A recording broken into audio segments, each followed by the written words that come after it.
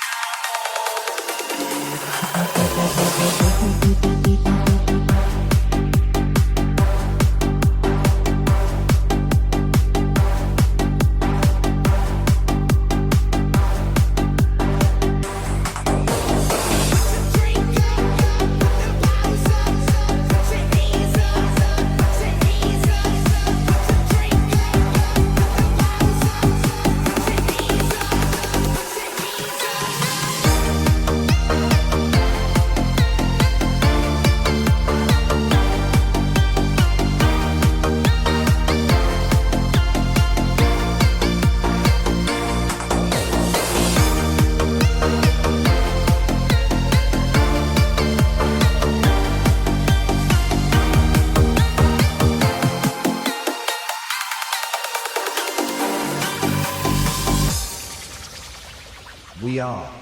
Family TSRC team. បើវត្តមានបងធ្វើឲ្យអារម្មណ៍អូនល្អមានតែល្អអង្គក